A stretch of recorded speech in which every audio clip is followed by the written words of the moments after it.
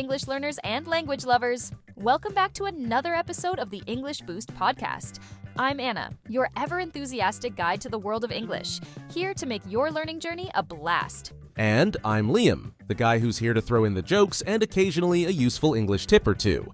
Let's not undersell my contributions, Anna. Of course, Liam. You're indispensable. And speaking of indispensable, today's episode is about 3 tiny words that pack a massive punch when it comes to speaking English fluently.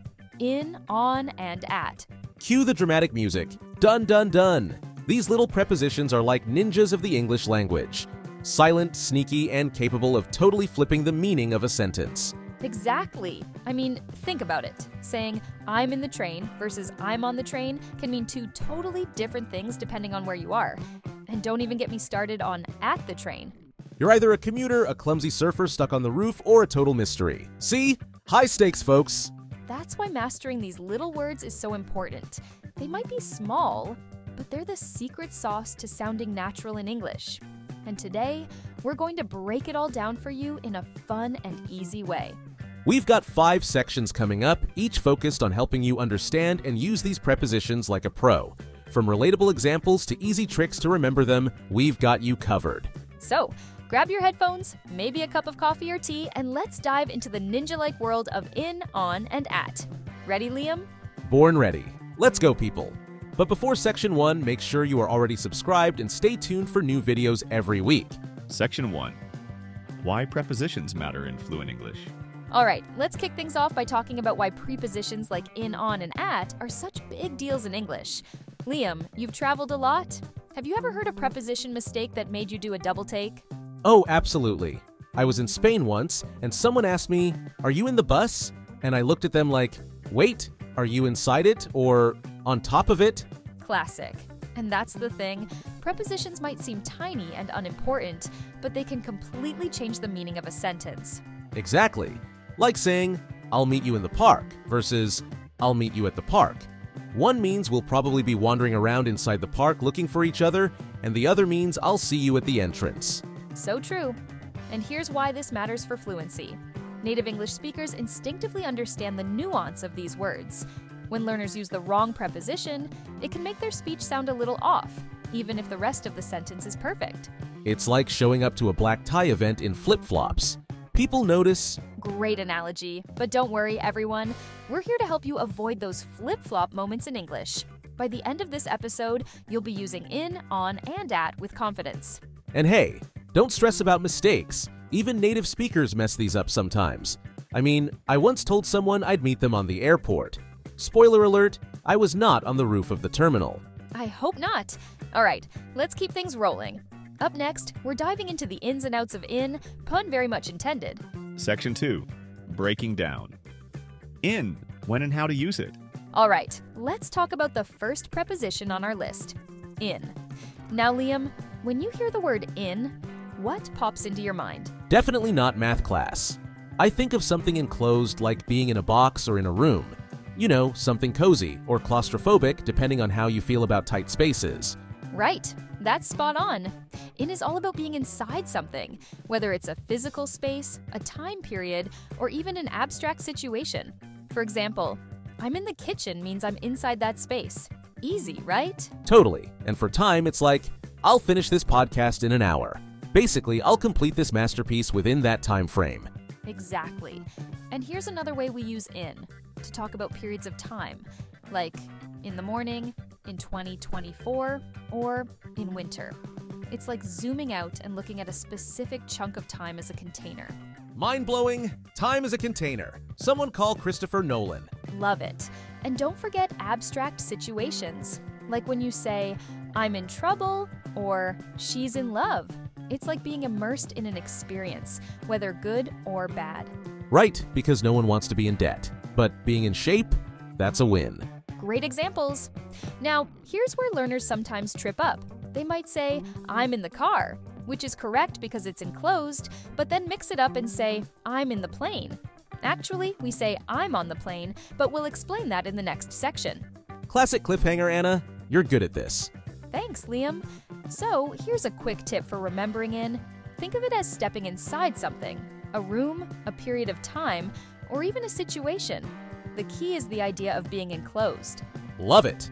All right, team, get ready, because next up, we're tackling on, the preposition that loves surfaces and dates. Buckle up. Section 3, exploring on, the surface level connector. All right, let's climb onto the surface of things. Literally. It's time to talk about on. Liam, you've got a knack for explaining things. When should we use on? Oh, no pressure. Okay, on is all about surfaces, specific dates, and devices. Think of it this way. If it's resting on top of something, or it's something you can pin down in time, you're in on territory. Perfect. For example, the book is on the table. The book isn't inside the table, it's on top of it. Easy, right? Totally. And for time, it's things like on Monday, on Christmas Day, or on my birthday. It's like slapping a little post-it note on the calendar. Love that imagery. And then we have on for devices or media, like I'm on the phone, she's on TV, or we're recording this podcast on our laptops. Wait, Anna, you're telling me I'm on this podcast? Mind blown.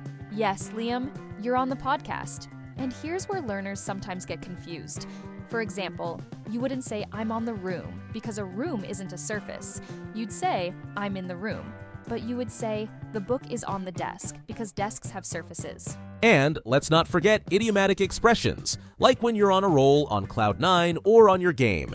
English really loves its little quirks. So true. But don't worry, everyone. Once you start practicing these, they'll feel natural. A quick trick to remember on: if you can imagine something resting on top of a surface or being pinned to a timeline, on is your word. Got it. Surfaces, dates, and even devices. We're all on it now. Next up, we're narrowing it down with at, the preposition that's all about pinpoint precision. Section 4, the precision of at, pinpointing time and place. All right, everyone, it's time to get precise. Let's talk about it, the preposition that's all about zeroing in on specific points, whether it's time or place. This is where the magic happens. If in is like stepping inside something and on is about being on a surface, then at is like dropping a pin on Google Maps. You're pointing to one exact spot. Exactly. For time, think of examples like, the meeting starts at 3 p.m. or I'll see you at midnight. It's always about a specific moment in time. And for place, it's things like, let's meet at the coffee shop, or she's waiting at the bus stop. You're identifying a precise location, not the area around it, not a surface, but the exact spot. That's a great way to explain it. Here's a common mix-up. Learners might say, I'm in the coffee shop when they're outside waiting at the door. In that case, it's better to say, I'm at the coffee shop. Unless you're inside drinking coffee, then you're totally in the coffee shop. See, context is everything. Exactly. And don't forget idiomatic expressions. For example, she's at work or he's at home. These phrases are so common, they just roll off the tongue.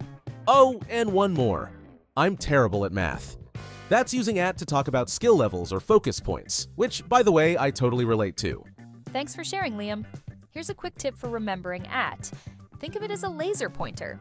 It's all about specificity, whether it's a moment in time, a place, or even a skill. Love it. All right, folks, we've tackled in, on, and at individually.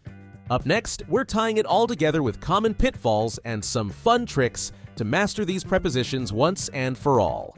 Section 5, common pitfalls and fun tricks to master all three. Welcome back, everyone. Now that we've explored in, on, and at, it's time to pull it all together. Liam, what's the most common mistake you've heard when it comes to these prepositions? Oh, it's gotta be the classic, I'm on the car. I mean, unless you're literally lying on top of the hood, that should be, I'm in the car. Big difference. Absolutely. And that's the thing, context is everything. A common pitfall for learners is mixing up these prepositions because their native language might not have the same distinctions. For example, in some languages, you'd use the same word for in and on. That's true. And let's be real, English doesn't make it easy. You've got expressions like, I'm on the train, but also, I'm in the train station. It's enough to make anyone's head spin. So here's the trick. Think of prepositions like relationships.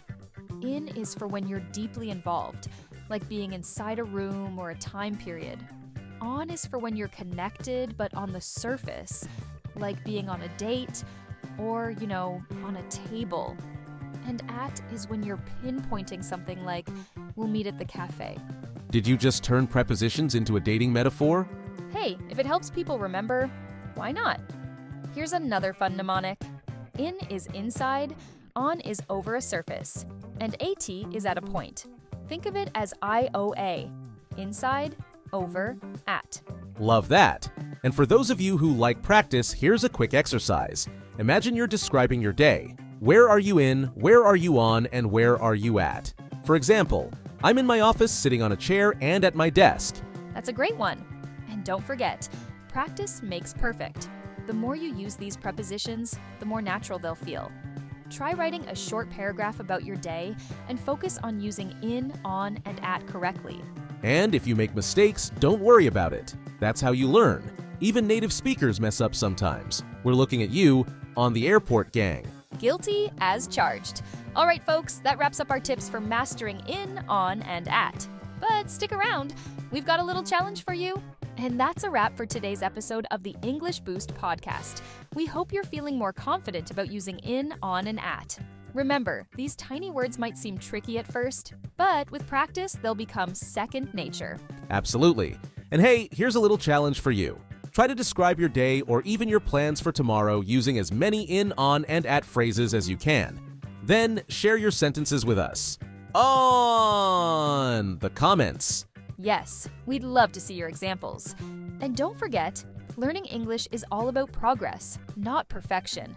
So celebrate the small wins, like mastering prepositions, and keep moving forward.